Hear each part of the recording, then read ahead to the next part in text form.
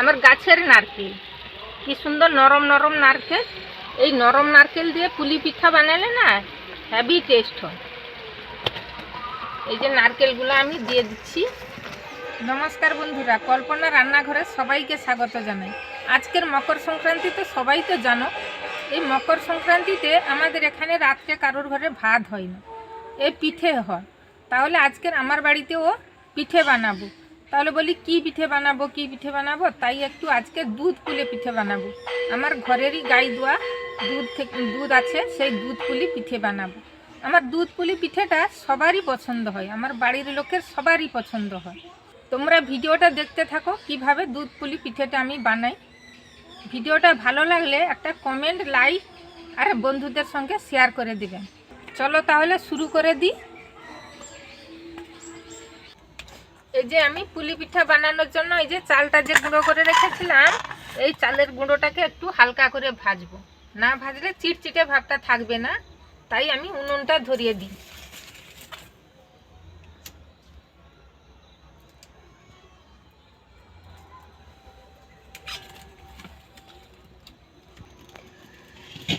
উনুনটা আমার ধরে গেছে। এবারে আমি চালের গুঁড়িগুলো এই কড়ার মধ্যে দিয়ে ভাজবো। অল্প অল্প করে দিই, আমার ঘরে একটুকু এই পুলি পিঠেটা খেতে ভালোবাসে, তাই একটুকু বেশি করে বানাবো। আমি অল্প অল্প করে চালটা ভাজবো।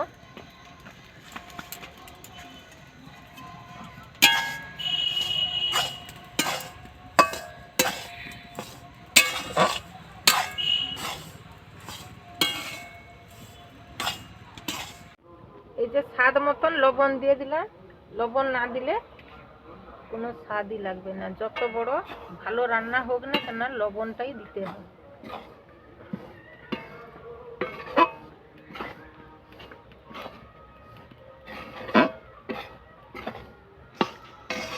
এবারে আমার চালের গুঁড়িটা ভাজা হয়ে গেছে, দেখছো এইভাবে গড়া গড়া হয়ে যাবে।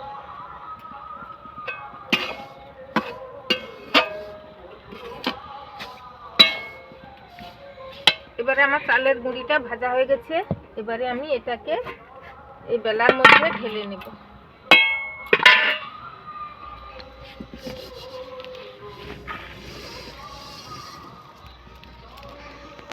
এইভাবে বাকি চালের গুঁড়াগুলোকেও ভাজবো।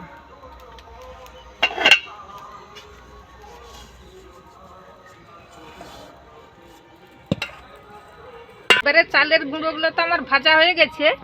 এবারে পুরের জন্য আমি নারকেলের ছইটা মারব। এবার তার জন্য অল্প একটুকু জল দিতে হবে কড়ার মধ্যে।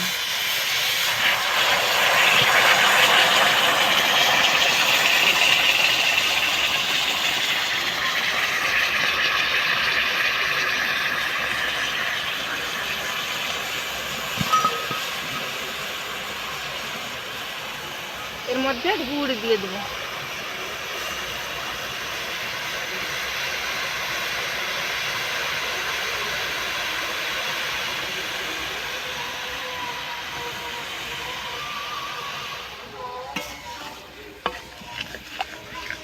এই যে আমি গুড় দিয়েই নারকেলের ছইটা মারবো, কিন্তু আপনারা চাইলে চিনি দিয়েও করতে পারেন, কিন্তু গুড়ের স্বাদ আলাদা।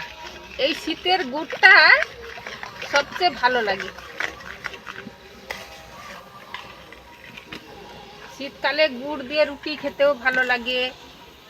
শীতকালে গুড় দিয়ে এই যে শুকচিলি পিঠা বলি আমরা, সেই শুকচিলি পিঠাও খেতে ভালো লাগে। এবারে এই যে গুড়টা তো আমার এই যে পাক হয়ে গেছে। এবারে আমি এর মধ্যে নারকেলগুলা দেবো। এই নারকেলগুলা দেখছো, নরম নারকেলের পুলি পিঠা করলে খুব স্বাদ ভালো হয়। এই যে আমার বাড়িরই নারকেল, আমার গাছের নারকেল, কি সুন্দর নরম নরম নারকেল। এই নরম নারকেল দিয়ে পুলি পিঠা বানালে না হেভি টেস্ট হয়। এই যে নারকেলগুলো আমি দিয়ে দিচ্ছি, দেখছো কত সুন্দর নরম নরম নারকেল।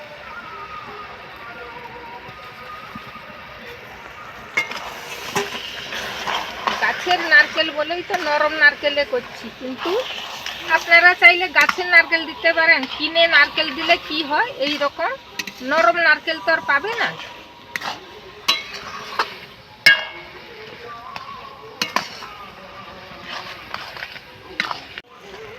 এবার এটাকে ভালো করে পাক করব, গুড়ে রস থাকবে না, নারকেলের রসও মরে যাবে আর গুড়টাও শুকনো শুকনো ভাব হয়ে যাবে, তাহলে চিটচিটে হবে, পুরটা খুব সুন্দর হবে।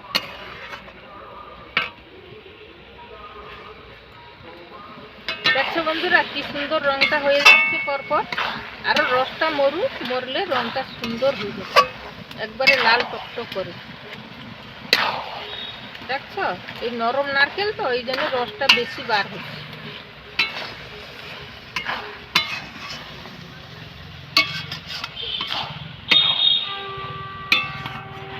নরম নারকেলের দুধ পুলি বানালে একবার খেলে বারবার খেতে ইচ্ছে করে। আমাদের বাড়িতে তো দুধ পুলি পিঠেটাই বেশি ভালোবাসে, আপনারা কি পিঠে খেতে ভালোবাসেন কমেন্টে জানিও।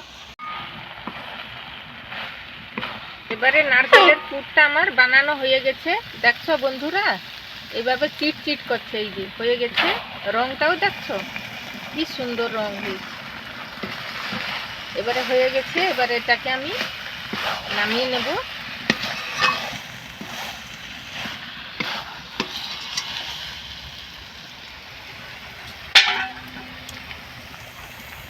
এটাকে নামিয়ে নিই।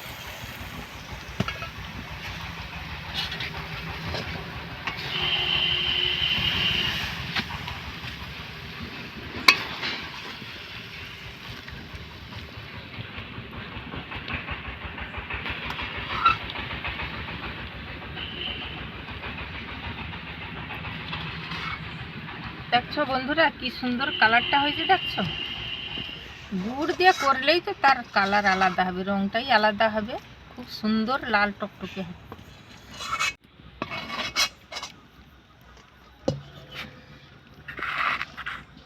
এই যে নারকেলের পুরটা ঠান্ডা হোক, ততক্ষণে আমি গরম জল একটু করি, গরম জল দিয়ে ওই গুঁড়িগুলো দাবতে হবে না, এই জন্য গরম জলের হাঁড়িটা আমি বসিয়ে দিলাম।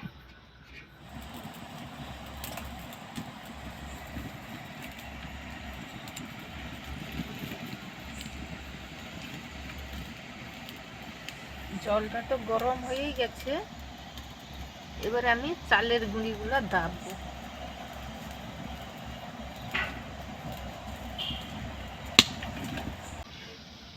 এরপর তো আমার জলটা গরম হয়ে গেছে, এবারে আমি চালের গুঁড়িগুলোকে দাববো।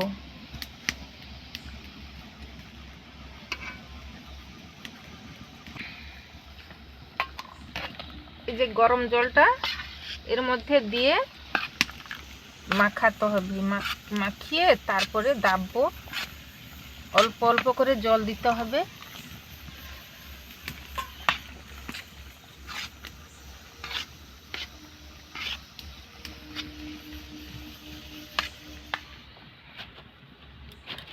এইভাবে একটু ভালো করে দাবতে হবে, জানো তো, দাবলে পিঠাটা খুব নরম হবে, খেতেও দারুণ স্বাদই হবে। এইভাবে দাবতে হবে খুব ভালো করে। আমি পিঠে কেন লুচি কেন যখন যা বানাই ভালো করে দাবি, দাবলে পিঠেটা ফাটবেও না, কি সুন্দর হয়ে যাবে। দেখছো বন্ধুরা কি সুন্দর সাদা ধবধবে হয়ে গেছে। বাজারের চাল তো বেশি করে সিদ্ধ করে দেয়, তাদের ওজন বেশি হবে, চালের ওজন বেশি হবে। আমাদের চাল তো বেশি সিদ্ধ করা হয় না, ধান বাড়িতেই তো খাবো, একটু ভালো করে যে কোনো জিনিসটা একটু ভালো করে বানাই। এবারে আমার দাবা হয়ে গেছে, এবারে আমি পুলি পিঠেগুলো বানাবো।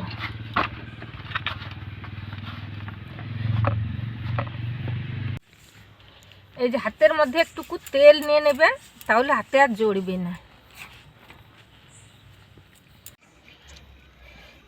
এইরকম গোল গোল করে এইরকম করে বানাবি আপনারা।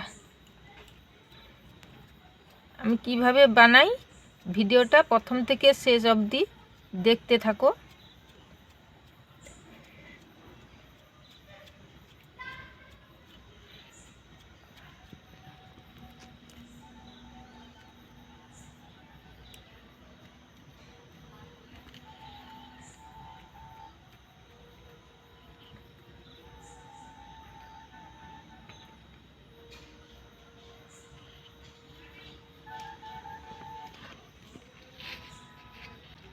এইভাবে আমি প্রত্যেকটা পিঠে বানাবো।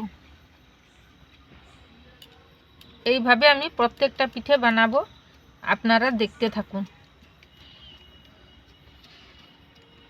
আপনারা আমার সঙ্গে থাকুন, না হলে অনেক কিছু মিস করবেন।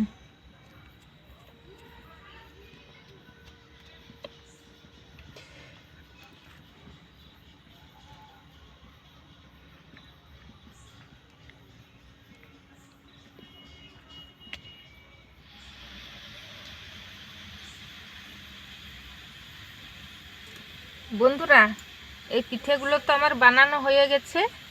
এবারে আমি হাঁড়িতে জল গরম করেছি আর একটা ছাঁদা বেলা দিয়েছি। ওই ছাঁদা বেলার উপরে এই পিঠেগুলোকে আমি দিয়ে সেদ্ধ করব।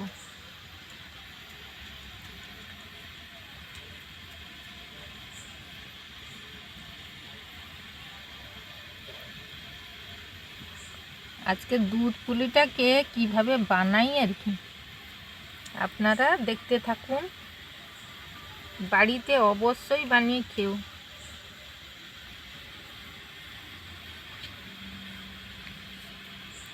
এই যে হয়ে গেছে, এবারে আমি পিঠাগুলোকে আস্তে আস্তে করে তুলে দেব।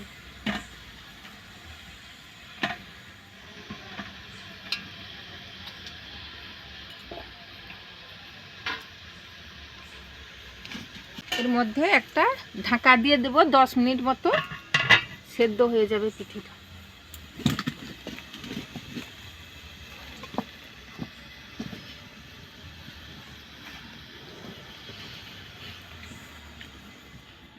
বন্ধুরা, এবারে আমি ঢাকাটা খুলে দেখি পিঠাটা সিদ্ধ হয়েছে কিনা।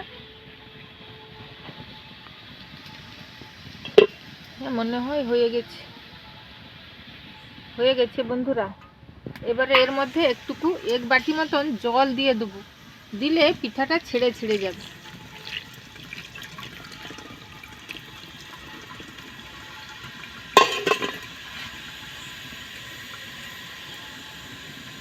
এবারে এই পিঠেগুলোকে আমি ঢেলে নেব।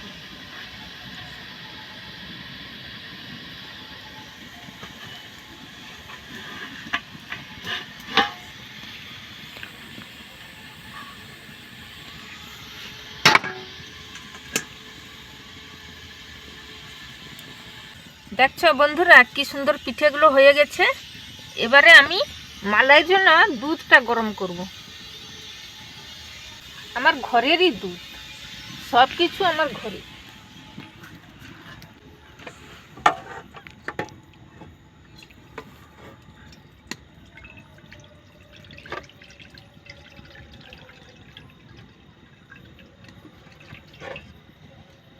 এর মধ্যে অল্প চিনি দিতে হবে যাতে মিষ্টি স্বাদটা থাকে। না দিলেও হবে, কিন্তু অল্প দিয়ে দিচ্ছি।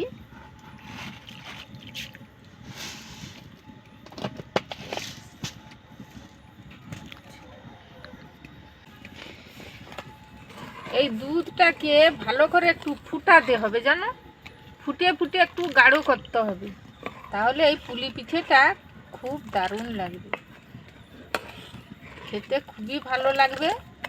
আপনারা বাড়িতে অবশ্যই বানিয়ে খেও। সব তো আমরা বাজারের জিনিস খাই, বাড়িতে তৈরি করে আপনারা খাবেন, দেখবেন এর মজাটাই আলাদা।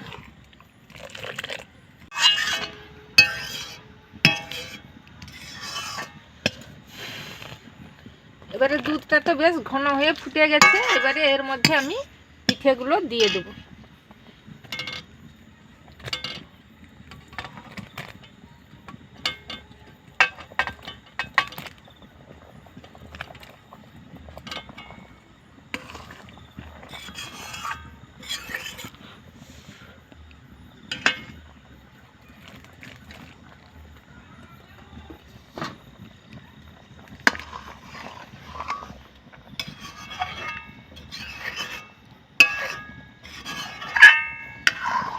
একটু ফুটে যাক, গেলে আমি নামিয়ে নেব।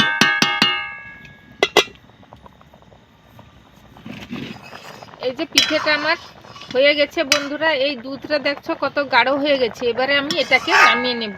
এটা বসে থাকলে না একবারে গাঢ় হয়ে যাবে। এই জন্য এটাকে আবার নামিয়ে নিতে হবে।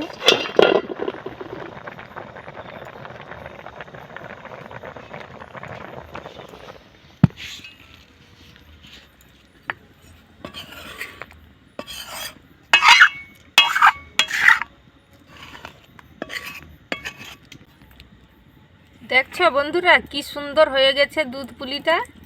ভিডিওটা কেমন লাগলো কমেন্টে জানিও। দেখছো কি সুন্দর হয়ে গেছে, সব গোটা গোটা হয়ে আছে। দেখছো ভিডিওটা কেমন লাগলো কমেন্টে জানিও, একটা লাইক শেয়ার করে দিবেন। এটা একটুকু বসে থাকলে না গাঢ় হয়ে যাবে একবারে।